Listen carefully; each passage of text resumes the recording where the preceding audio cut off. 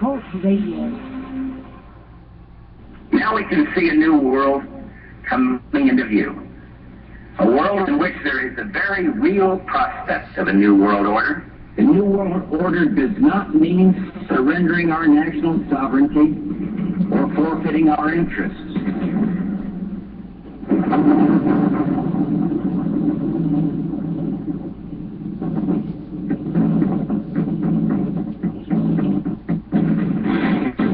He took an oath to defend the Constitution of the United States of America. By some, he said it's all controversial.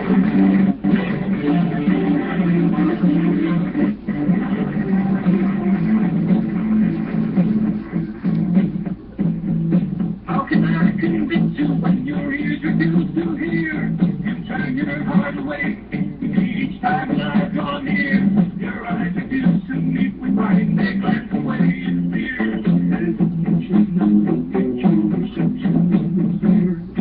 Now, keep in mind that some of my guests have been approached by Homeland Security or FBI saying, we're going on the Clay Douglas show. My message to those guys, if they're listening this morning, is go get a cup of coffee. Maybe you'll learn something. We both took the same role, to defend the Constitution against all enemies, foreign and domestic. I don't recall there being an expiration date on that. Well, it's up to you. How can I say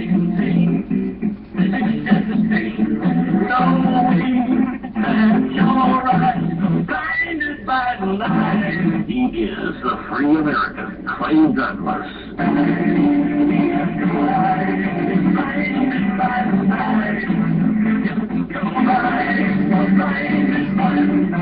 Catch the Free America weekdays at 7 a.m. Pacific, 10 a.m. Eastern. Every time I think about the damage that's been done, the anger wells inside me till I'm almost overcome. I want to tear the moon down from the sky and stop the sun.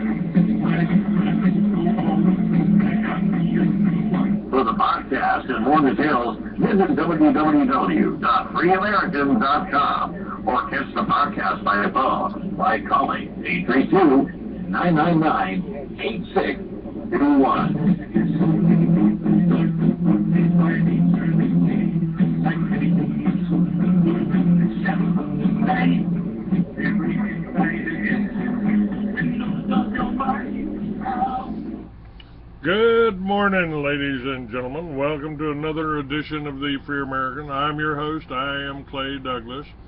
My guest today is Michael Connelly. Michael's with the United States Justice Foundation. Hello, Michael. Welcome back. Thank you for having me on, Clay. I appreciate you coming on, sir. A lot's happened since the last time you were on my show. And you have filed the paperwork for the impeachment of Barack Hussein Obama for high crimes and misdemeanors. And I believe at least that was publicized with Colonel Harry Riley's Operation American Spring, supposed to be happening in Washington, D.C. And I'm not overly impressed with Harry, but I appreciate the sentiment, and I think from what I read and what I put in my magazine that you put together and wrote, I was very impressed with that. Well, I appreciate it. The formal articles of impeachment, I wrote the original version back in February and posted it on my blog at Michael Connelly, CONNELLY.GXCJIGSY.com, and we sent copies out to members of Congress. And we also, Harry Riley contacted me and asked if they could take those during Operation American Spring and actually present them in person to members of Congress, and I agreed to that. And since that time, I have published on my blog additional articles of impeachment, because a lot's happened since February. But what is currently occurring is that we have confirmed that the articles of impeachment received by at least one congressman, and probably more, were actually forwarded to the House Judiciary Committee. And people have called the House Judiciary Committee and have been told by staff members that yes, we do have them. We are going to be looking at them. We want to do this. We want to do it right. And they're encouraging people to contact members of the House Judiciary Committee if they live in their districts, and encourage them to vote these out to have a full vote on the House floor. It only takes a majority of the House to pass articles of impeachment. Then it goes to the Senate for a full trial. And of course, there has to be 2/3 of the Senate vote to convict and remove Obama from office. That's not going to happen with the current Senate. Probably won't happen even if the Senate is controlled by Republicans after November. But still, the purpose of this is because once the House votes to impeach the president, they can appoint special prosecutors with extraordinary subpoena powers. They can find, for example, all the people who are witnesses, eyewitnesses to what happened in Benghazi, and have been hidden from the American people, hidden from the press, hidden from Congress by this administration. They can take the subpoenas or take the depositions of those people. They can also present all this evidence in a public trial in the Senate, and the American people will find out a lot more about what this man's really doing. So the articles are, this is the first time we've had movement in the House of Representatives towards impeachment. Nothing's going to happen prior to the election in November, I can tell you that, because the House right now is in recess for a month, and when they get back in September, they're going to be spending more time out campaigning in their districts than they are actually doing anything in the House of Representatives. But the fact of the matter is that we're getting some movement, and I think that I know Obama is going to, before Labor Day, issue an executive order granting amnesty to millions of people who have violated this country's laws and are here illegally, millions of illegal aliens. And I think that is probably going to be the final nail in the coffin as far as impeachment goes. I think at that point there's going to be such a tremendous outcry by Americans over what he's doing with no constitutional authority. I mean, Article 2 of the Constitution gives the president the power and gives him the authority, in fact obligates him to enforce the laws passed by Congress. It doesn't say he can make new laws. It doesn't say he can decide which laws to enforce or which not to. It doesn't say he can change the laws. Obama does all of this. And if he grants amnesty by executive order, he is violating the Constitution. He's violating his oath of office, which was the same oath I took as a member of the military, to protect and defend the Constitution of the United States against all enemies, foreign and domestic. I believe in that oath. There are federal criminal penalties for violating that oath.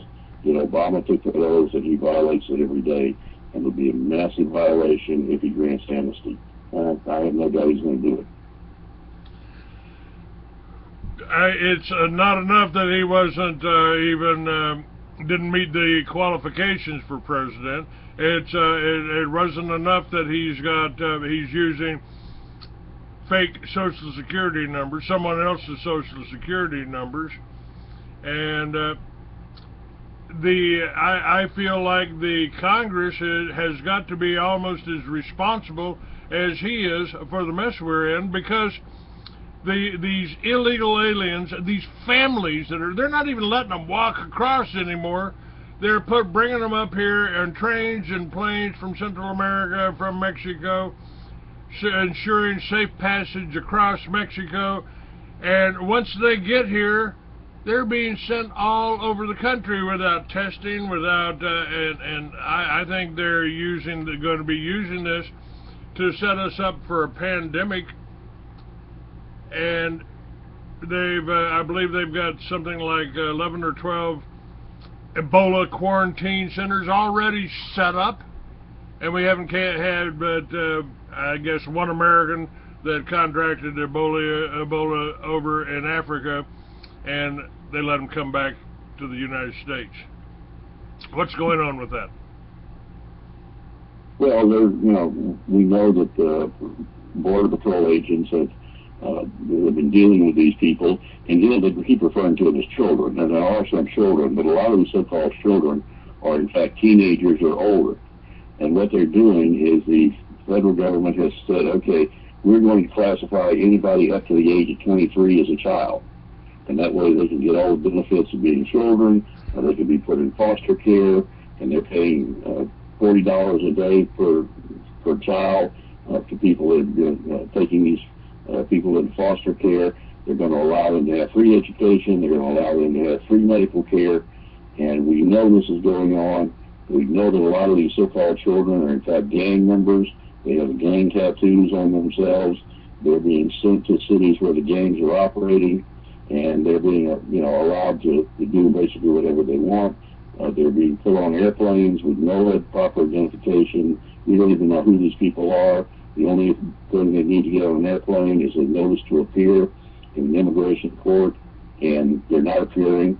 They had a session here in Dallas a couple of weeks ago where there were supposed to be a bunch of them coming in for appearance, and only 10% of them being invited to show up. The rest of them are in the wind. We don't know where they are. But you have Border Patrol agents dealing with these people who are being diagnosed with tuberculosis, with swine flu, with measles, with all types of problems. We don't know who's coming into this country and how sick they are. There are a lot of these people being treated in our medical facilities, particularly in South Texas, but a lot of them are just sent on their way without any medical examination. We don't know what diseases they might be carrying. So the possibility of something like Ebola coming into this country, because, these people are not just coming from Mexico. We know most of them are coming from Honduras and El Salvador and Guatemala, but we also, and this has been confirmed, that we have them coming in from Somalia, we have them coming in from Yemen, we have them coming in from other parts of Africa and the Middle East, we have them coming in from terrorist countries and from terrorist organizations. I can guarantee you, from what I know from my military intelligence contacts and background, that we have people in this country right now setting up terrorist cells. They're coming across the border with this open border policy, and they're not being monitored. The Department of Homeland Security seems more concerned about labeling veterans, American military veterans, as potential domestic terrorists than they do in dealing with the actual terrorists who are coming across our border. Well, I've always told people, anytime a communist regime takes over a country, they go after three classes of people in order.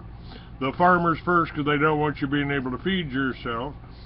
Second, the intelligentsia, anybody that's smart enough to know what they're trying to pull. And third, they go after the veterans and law enforcement that might still be loyal to the old regime. That'd be those of us who honor our oath to defend the Constitution against all enemies, foreign and domestic.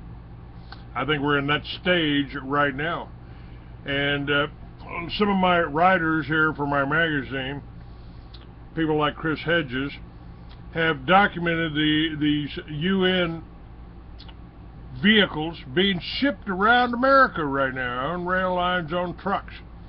And over 10 years ago, I filmed the first Homeland Security meeting.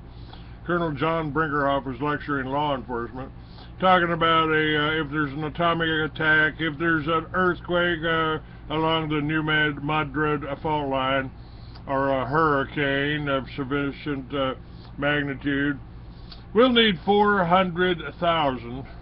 And he said a single outbreak of smallpox in a major metropolitan area, we'll need 400,000 well-armed, well-trained, organized, disciplined troops to control the American people, because some of them won't follow orders, just won't follow orders. And he's asking, are you talking about the National Guard, Colonel? No, they're going to be in Iraq or Afghanistan or Iran or someplace like that. But no, we need a cheap source of well-armed, well-trained, organized, disciplined troops. In my opinion, those troops that they're training are our police forces. They're supplying them with armored vehicles. They're supplying them with hollow point ammunition.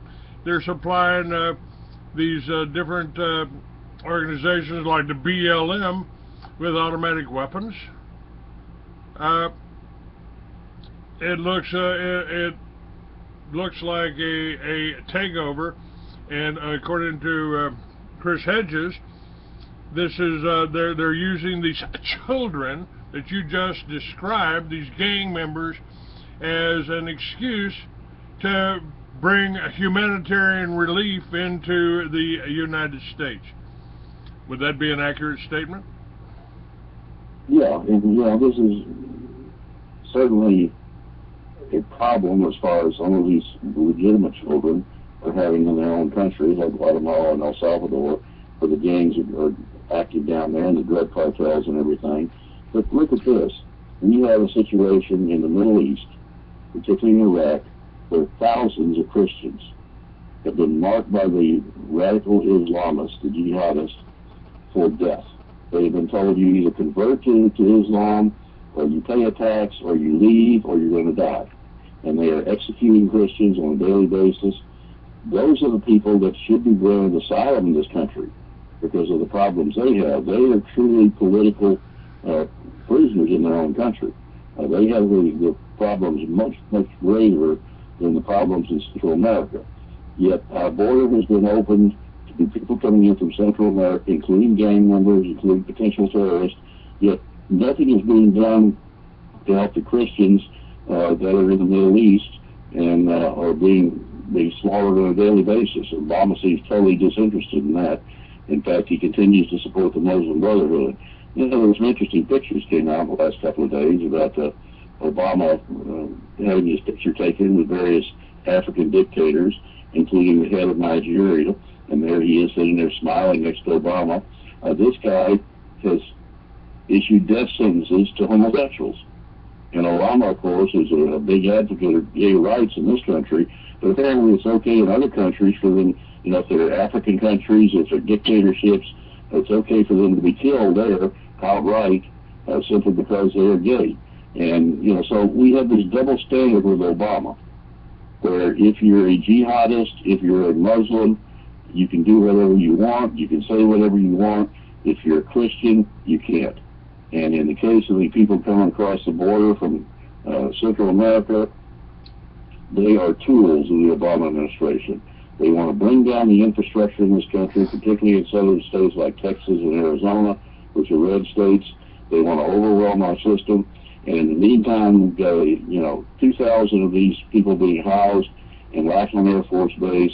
We have an ICE facility in San Antonio being converted to luxury suites for them to be housed, where they're going to have flat screen TVs, they're going to have free Wi-Fi, they're going to have free medical care, they're going to be fed, they're going to be receiving free education, and yet we have thousands of homeless veterans in this country who are not being taken care of.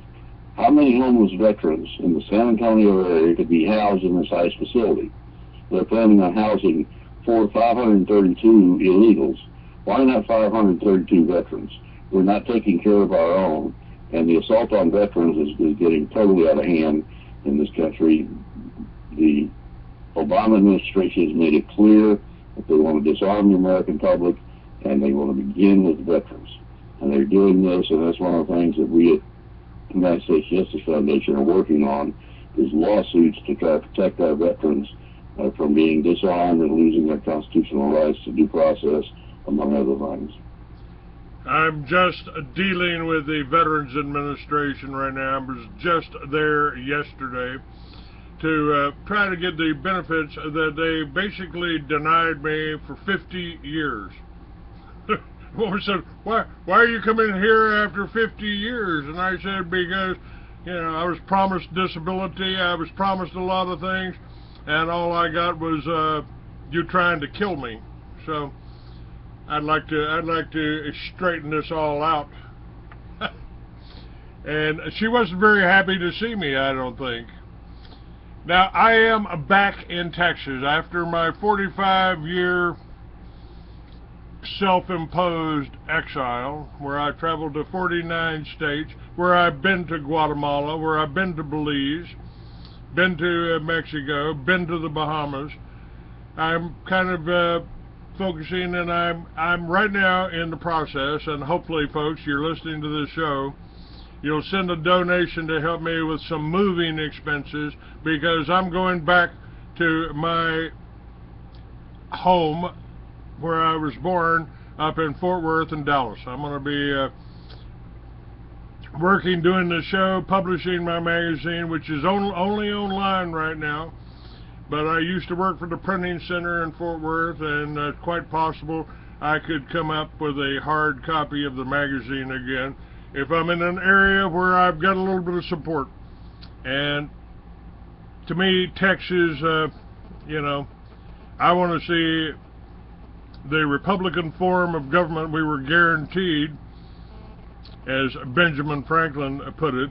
You've got to be, what form of government have you created for us? A constitutional republic, if you can keep it. I want to keep it. And I'm also kind of I'm kind of the belief that as a Republic of Texas, we never really should have given up those Rocky Mountains. I don't like having to go to another state to to see mountains. But I'm not taking that call right now. This, at any rate, Texas, Governor Perry was saying some of the right things, and the militia that they accused me of starting over in New Mexico, and I did, I'm guilty, I did it in the governor's office. Governor Gary Johnson, who just ran for president, knew exactly what I was doing, and I was doing it for and with him. And the militia from several states, Oklahoma and Texas, have been meeting over there in on the border to help Governor Perry. I mean, Governor Perry wanted to put troops on the borders to help control this immigration. I don't know what he thinks about the militia. I haven't spoken with him. I haven't talked with him. Maybe you could kind of fill us in on that.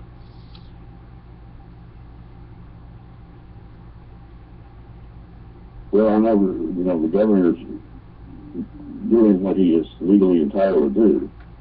In fact, I know Article 1, Section 10 of the Constitution, it says that the states cannot have their own navies, for example. The states cannot go to war on their own unless they are being invaded or they are in imminent danger. And we have both those situations in Texas right now, and in Arizona, and in New Mexico, and in Southern California. And we are being invaded. We have imminent danger from the people who are invading us. We have criminals, we have terrorists, we have people with diseases coming in. Governor Perry has a perfect right to station troops, National Guard troops on the border with Mexico. And as far as I'm concerned, the border needs to just be sealed. There need to be people along the border that are going to stop anybody from coming into this country illegally. People who are entitled to come in legally, they can go through the regular checkpoints when they can come in. But we need to stop the influx of people coming in from across the border. We had, and this has been, I finally heard something about on Fox News this morning. It's the first mention on the national news media that I've heard about this.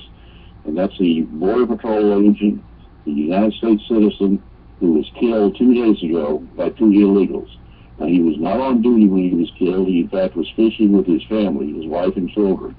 When he was they were approached by these 2 illegals who tried to rob them at gunpoint, and this man had his weapon, and he tried to resist, and they gunned him down.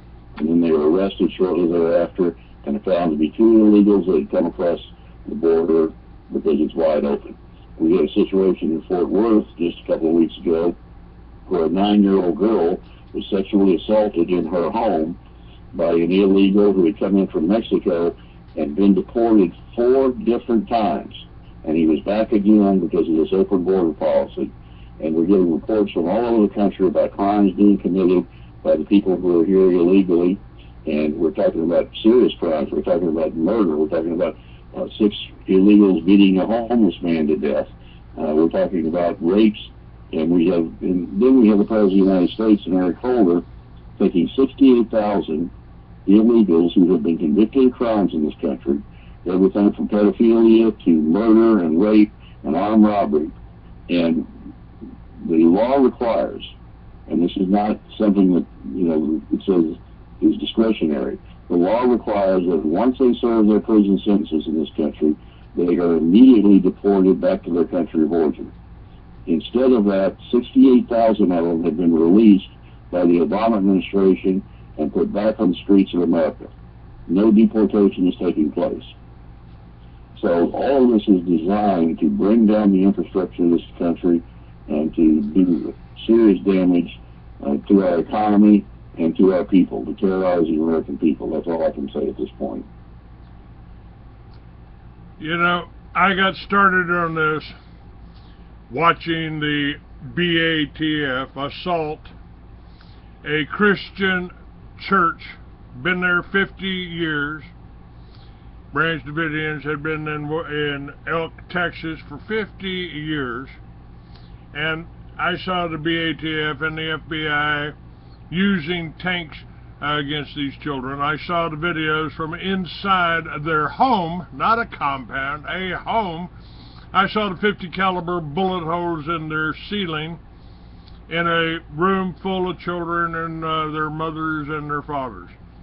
I started doing this magazine, I started doing this radio show, and I started the militias after that happened. Not to take over the government, not for a rebellion. We're not, certainly not a terrorist group when you do it in the governor's office. And I've seen the same kind of things happening, not just here, but all over.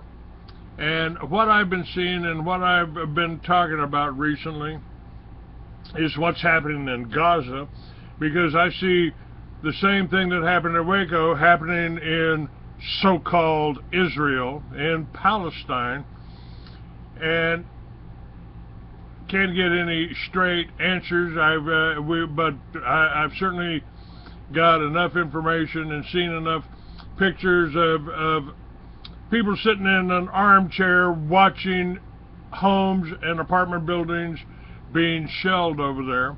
Thousands of people killed, and our government isn't doing anything about it. Our government isn't even protesting over this. And, you know, to hear an American Christian say, well, they've got a right to defend themselves against those children, it just kind of turns my stomach. This is part, they don't call it the New World Order for nothing, Michael. So what's happening right now in Gaza, the same thing, they're setting, I believe that Americans are the new Palestinians, and they're setting us up for this, just as you've described here. We've got criminals coming in, we've got gang members coming in, and what's happened here, we've armed Homeland Security, and they pointed their guns at the veterans. They pointed their guns at Americans, and they're not, and they're treating these, they're providing planes, jets, for these illegals to take them to all parts of the country. This is just incredible. This is, I've almost made the decision, Michael, to start writing fiction only because the truth just is too unbelievable. I mean, I write fiction, I write science fiction, but and you know, I'm a reporter, and I'm a good reporter. I've never been sued for libel or slander. I've always told the truth about everything that's going on, and I seem to be about 10 years ahead. My magazines are 10 years ahead of the mainstream. What they called a conspiracy theory 10 years ago is happening right now. What about the world situation? What about Palestine? What about, I mean, the whole world is waking up, and they're really pointing the finger at American Christians, because we're supporting Israel in this genocide. Well, you know, we have a president of the United States who has no foreign policy except appeasement. You know, he's appeasing the Russians. You know, the Russians are on the verge of invading the Ukraine. In fact, for all intents and purposes, they've already invaded the Ukraine, and they've taken Crimea. And the President of the United States has done nothing except impose so-called sanctions on the Russians, which are not really sanctions at all. Some of them are more sanctions on the American people. For example, Americans can no longer buy AK-47 rifles from Russian companies, and that is supposedly punishing the Russians for their invasion. So we have no foreign policy from this president. He's pulled our troops out of Iraq, Iraq is now being taken over by the jihadists, people that are even worse than Al-Qaeda. The situation in Libya has deteriorated to the point where we've had to close our embassy. The situation in Syria is, he keeps drawing these lines in the sand and doing nothing. So we have a president that has a foreign policy, but the policies he's enacting here in this country are much more concerning to me, and particularly regarding veterans. And I want to put this out to the veterans that might be listening here. If you're a veteran and you're being denied your constitutional rights, please contact me through usjf.net. That's our website. Or contact me at michael@usjfmail.net. Because here's what's happening with the veterans in this country. We have 159,000 veterans now on the NICS list. That's the National Instant Criminal Background Check list. And that is a list that says you cannot legally purchase firearms in this country. 159,000 veterans, 99.9% of them don't belong on that list. Here's why they're being put on the list. They are receiving a letter from the VA saying because of your physical and mental disabilities, we're going to declare you incompetent to handle your own financial affairs.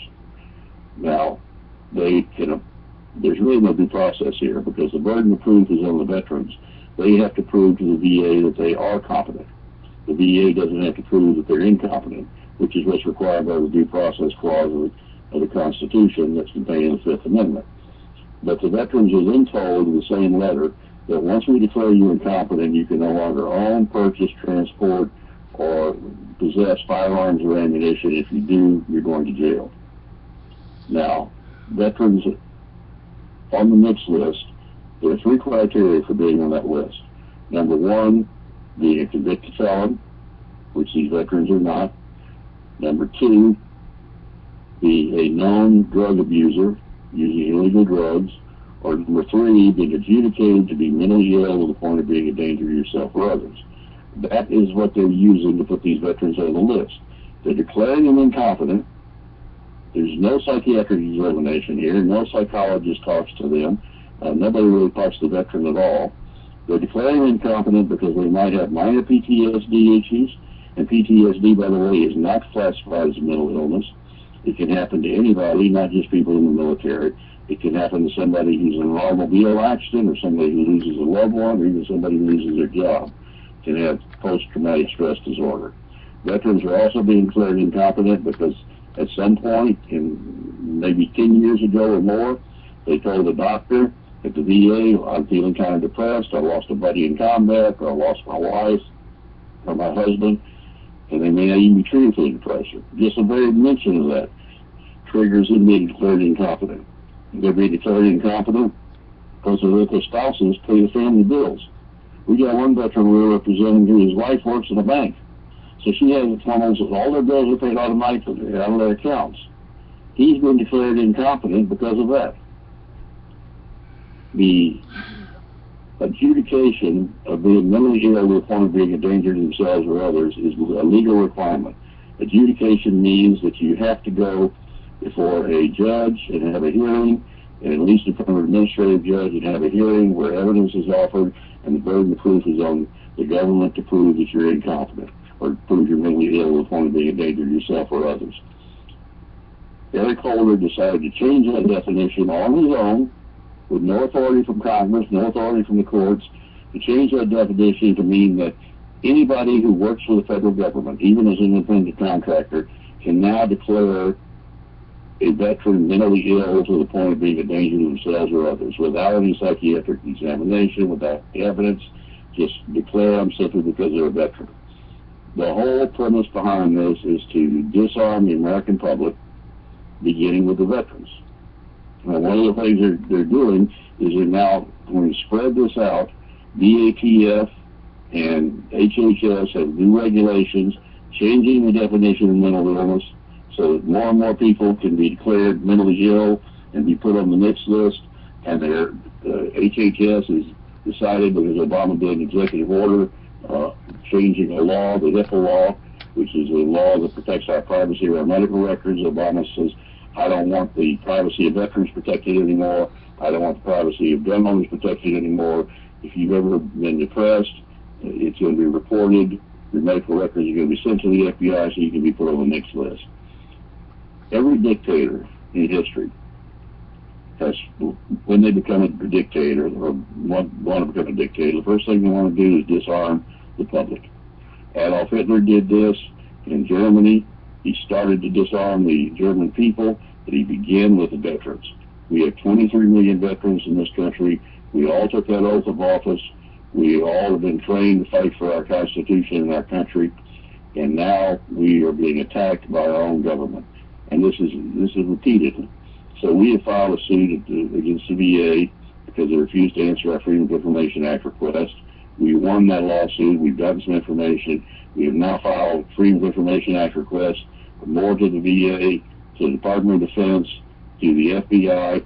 Because, by the way, if you appeal, if you're declared incompetent by the VA and you're put on the NICS list and you appeal the incompetency ruling, and in rare cases it gets reversed, the FBI still will keep you on the NICS list until you can't own firearms. We want to know what criteria they're using, legal criteria for that. So we have a Freedom of Information Act request going to the FBI, also the Department of Homeland Security. We want to know on what basis they're listing all veterans as potential domestic terrorists. We're also preparing a suit on behalf of a number of individuals, a number of veterans around the country, to try to stop this by getting an injunction to keep this from happening to our veterans. So if you're a veteran, please contact me, and we're not charging veterans or their families anything for this. We are doing this by raising money from individuals who are willing to donate to help us, and we probably need $250,000 for all this litigation. So if people want to donate, they can go to usjf.net and send us a donation to help our veterans out and help us with all the other cases we're involved in, because we're fighting across the board right now. We're fighting these new IRS regulations that are going to try to shut down conservative political organizations, conservative nonprofits prior to the election in November. We're involved in, right here in Texas, the Texas Ethics Commission is doing the same thing. It's trying to shut down conservative political organizations because the legislature in Texas, Republican control, passed a law basically saying that if you engage in any political activity at all, you're a political organization and you can't do that as a nonprofit. And this passed the Republican-controlled House and Senate. He went to Governor Perry. He saw the danger in this, and he vetoed it. And the Texas Ethics Commission decided, we don't care if it was vetoed or not. We don't care if it violates the two Supreme Court decisions. We're going to enforce this. So we're going to try to probably get involved in that lawsuit also. So we need all the help we can get at this point. Well, I am in Texas, and I would love to help you. But it's kind of strange. Almost everything you've mentioned there, they have tried to use against me. After they tried to kill me 10 years ago, they told my family, they told my wife to get guardianship of me and make arrangements for long-term care and make sure he takes this Depakote. I said, well, I've read the contraindications on that. I'm not taking anything else. I'm not taking any kind of drugs from you. And I was sent into a psychiatrist. He said, do you know why you're here, Mr. Douglas? And I said, frankly, no. Well, you're here so I can decide whether you're competent. And I said, well, see, that's why I don't understand. Of course I'm competent. Well, I've got to ask you some questions. Go ahead. Do you ever see anyone, do you ever listen to, hear some voices? Do you ever hear somebody talking to you when no one's in the room? No. I think, that you might talk to some Christians about that, but no, I don't do that. Do you have any special powers that other people don't? And I said, oh yeah. What? What kind of powers do you have that other people don't? I said, I read 1,000 words a minute. I got a 90% comprehension. I don't know many people can do that. Do you?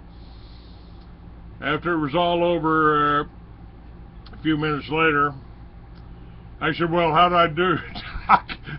he said, well, you're eccentric, but you're certainly not. You're not crazy. And so I got to walk, and I walked out of there. went into the FBI office shortly after that, dropped a bundle of magazine down on their desk, and I said, since you're passing this law, I think it was Senate Bill 1959, declaring people and veterans and militia guys as somehow potential domestic terrorists, I said, I just brought enough magazines here for everybody in your office here, because I wanted you to know who I was.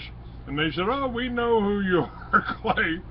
But again, the punchline is I was able to walk out of the FBI office.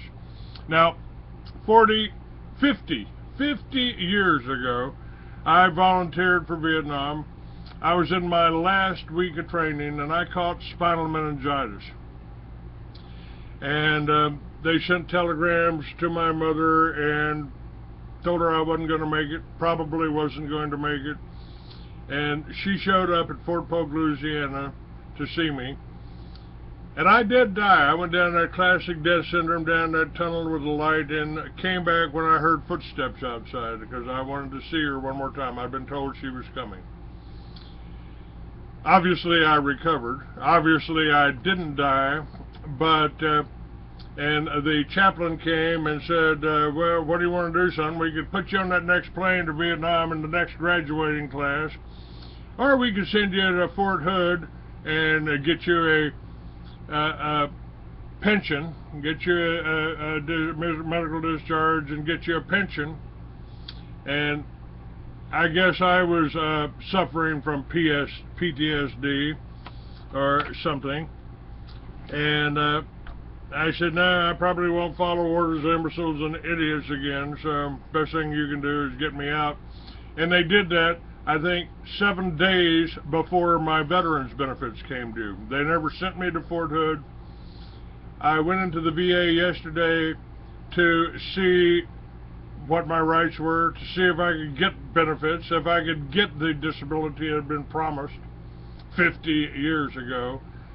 And the woman there at the VA office was rather hostile, to say the least. And she sent off my records. I said, well, my mother tried to do that 50 years ago, and she was told that all of my records were burned up in Kansas City, in a fire in Kansas City. I don't know the truth to that. I don't know what happened. But just in general, do I have any rights? Do I have, I've got my DD-214. I've got, I have an honorable discharge on medical conditions, and they are pulling my records, and they're supposed to send me copies here shortly. Where do I stand? Now, I've been, as I said, there's no expiration date on that oath that I took. And after what happened at Waco, I didn't want to see. I swore I would never sit back and watch something like that happen again without trying to do something. And that's why I started the militias in New Mexico. That's why I started this magazine. This is why I started this radio show. And what else can one man do? If we know, I am educated enough.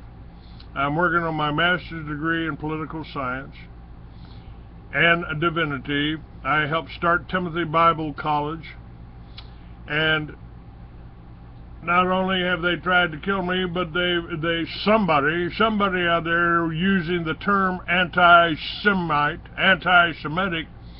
has tried to close down and succeeded pretty much in closing down every business, every magazine that I had running and that I was making good money on up until 10 years ago. And what can I do, Michael? I've been in motorcycle clubs. I have been pretty active in the whole legalized marijuana effort. I did do time in Texas 50 years ago for marijuana, back when it was a 99-year sentence in Texas, potentially. And, New Mexico, I certainly own guns. according to their laws. But I called the feds, I called the BATF to see about getting my rights back, since I haven't been busted for anything in 50 years. And they said, oh, we discontinued that department.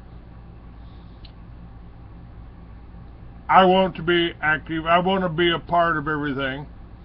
And because of this show, because I have guests like you on, I am still continually demonized. I had one of my magazines sold for $500,000, and I still retain 50% of it.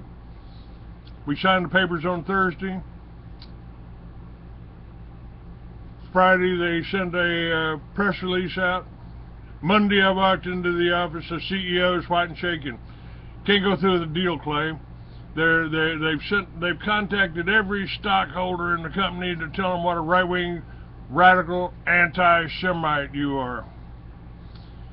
So when they do that, you know where it's coming from. AIPAC, ADL, Southern Poverty Law are straight from the Mossad. What can I do?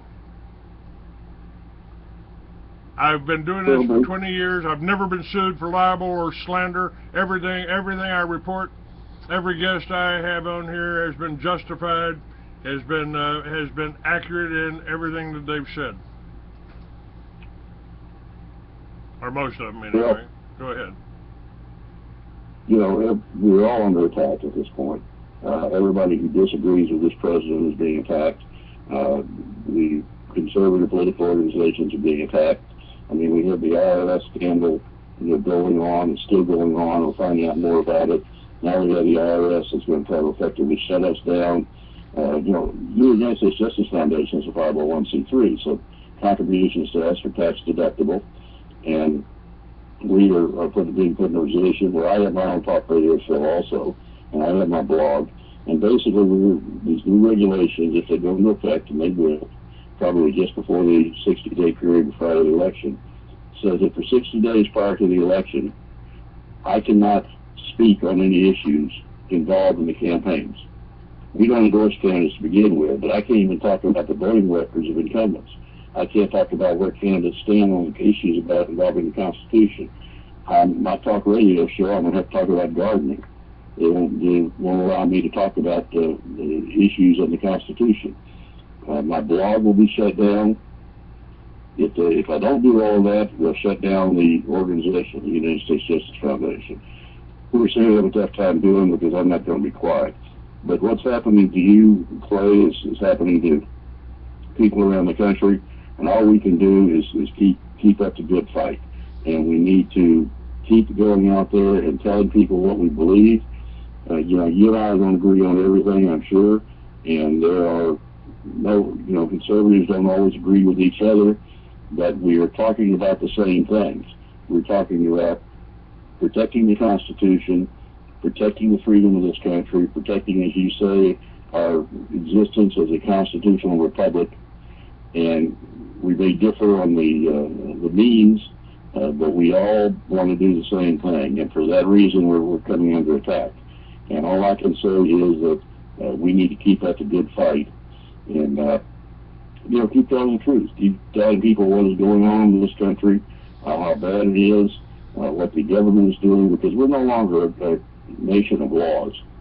We're a nation of lawlessness, led by the President of the United States, led by Eric Holder, led by Harry Reid and Nancy Pelosi, all of whom took that oath of office to protect and defend the Constitution of the United States against all enemies, foreign and domestic, and all of whom need to be prosecuted for violating that oath of office.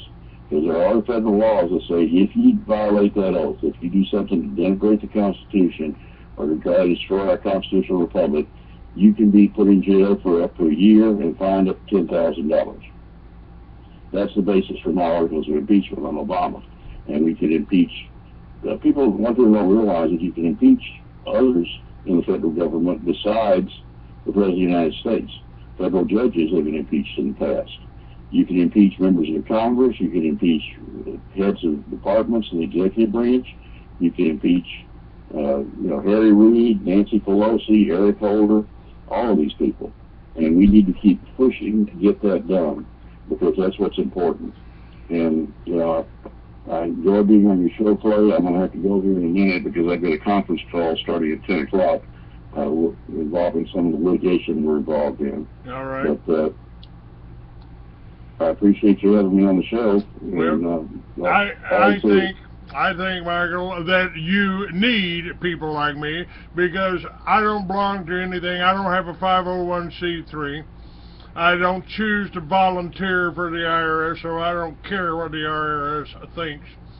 And I've been investigated by them before, and I've been cleared of anything. I don't know them a dime and won't ever. We're going to rule you uncollectible. I'll see that I stay that way.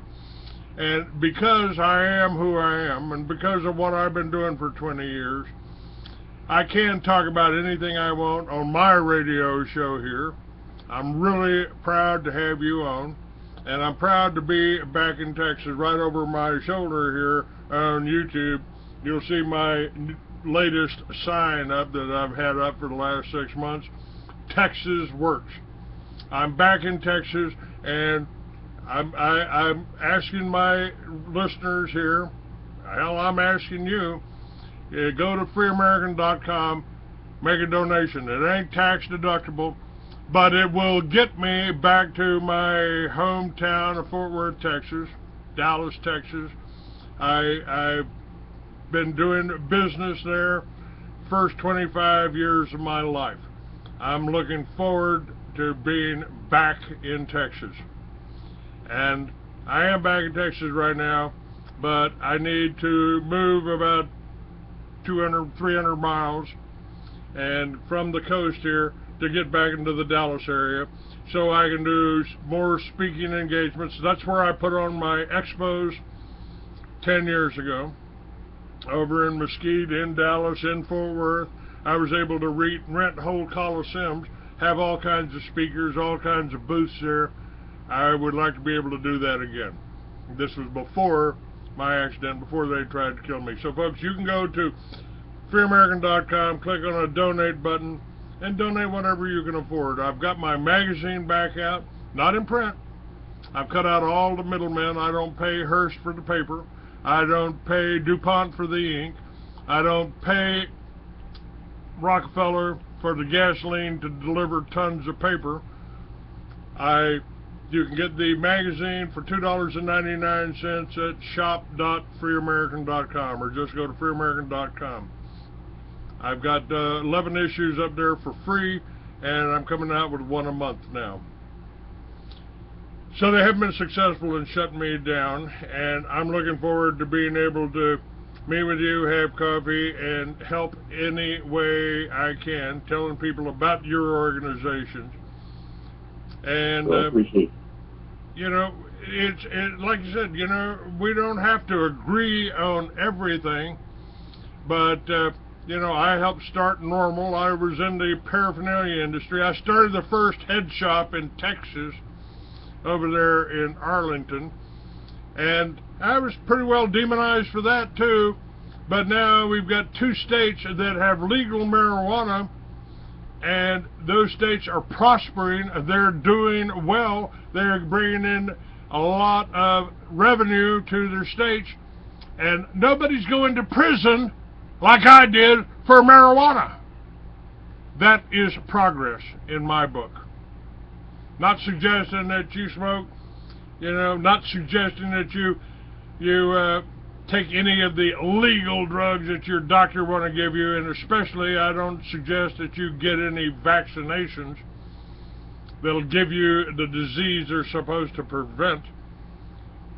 But if that makes me radical, so be it. I wrote fiction books about this 45 years ago, and I'm glad to be back in Texas because I'm publishing them this year. Michael, I know you got to go. I know you got some other things to do here, but I really appreciate having you on. I'm looking forward to seeing you. And if you've got any suggestions, if there's any organizations, is there any way I can help you get this message out? I do believe we need this president impeached. And I'm not, like I said, my career kind of spans pissing off 4 presidents now. Well, I appreciate it, Clay. Good to be on, and I'll talk to you again soon. All right, sir. Thank you very much. God bless you. right. All right. Hey, we still got a... amazing! Nobody kicked me off today. What happened? You guys go to sleep? Oh, that's right. Michael's a lawyer. They might be a little afraid of him, scared of him. How are we doing in the chat room? Blog Talk chat room. Cyanide there, Vapor Daddy logged out. Hello, Cyanide. 77. And well, let's talk now. They don't. Michael didn't want to touch it. Michael didn't want to talk about. Let's see what this is.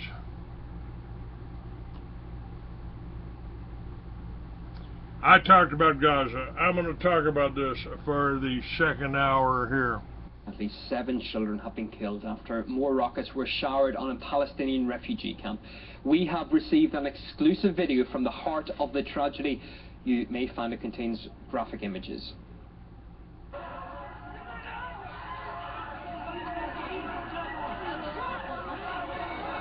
The Israel Defense Force pointed the finger at Hamas, saying it bombed its own territory. Israeli Prime Minister Benjamin Netanyahu said Palestinians must brace themselves for a prolonged operation. The UN Security General reiterated his appeal for a ceasefire, saying those responsible for the unprecedented bloodshed should be punished. Hamas had earlier announced a halt to fighting ahead of celebrations to mark the end of Ramadan. But as before, both sides failed to observe the truce. Harry Fear now reports from Gaza.